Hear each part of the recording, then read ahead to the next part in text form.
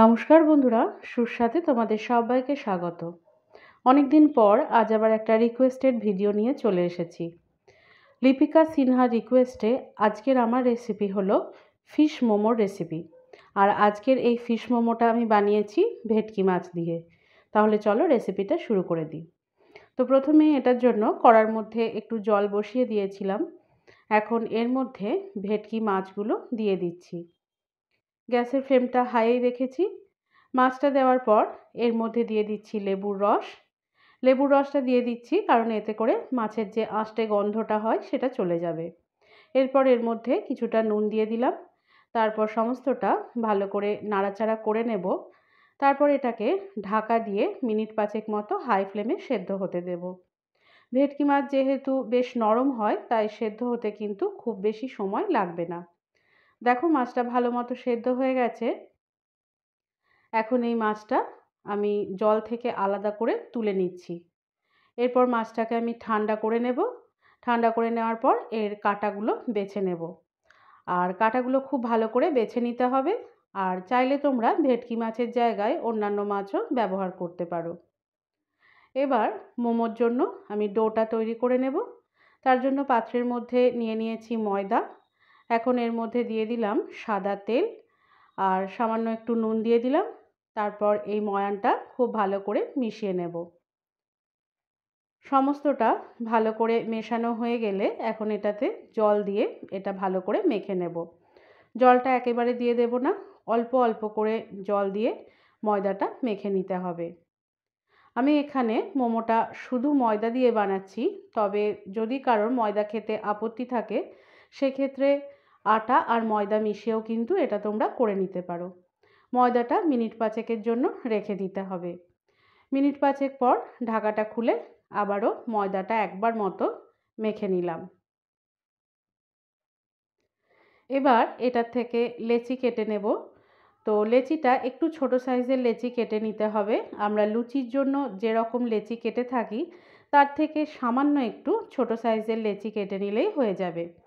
লেচিটা কেটে নিয়ে হাতের সাহায্যে ভালো করে গোল করে নেব।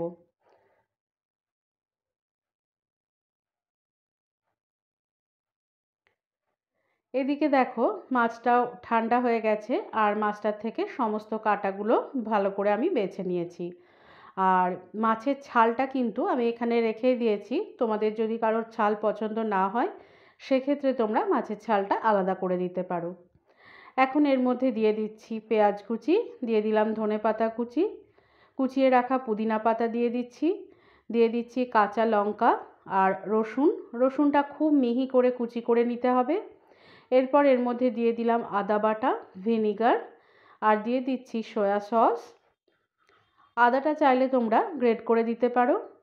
এখন এর মধ্যে দিয়ে দিলাম গোলমরিচ গুঁড়ো আর পরিমাণ মতো নুন।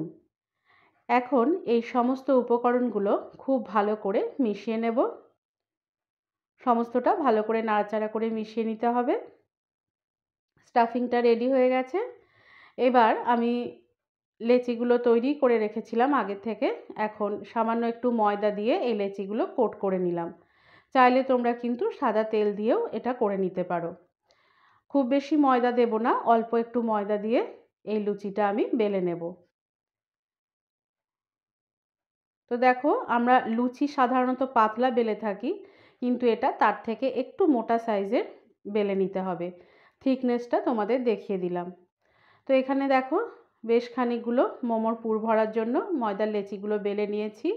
এখন মাঝখানে আমি প্রথমে পুরটা ভরে দিলাম। তারপর আমি যেভাবে দেখাচ্ছি ঠিক সেভাবে ফোল্ড করে নিলাম। একদম সিম্পল ফোল্ড করেছি আমি, ঠিক এরকম ২-৩টে ফোল্ড তোমাদের দেখিয়ে দিচ্ছি।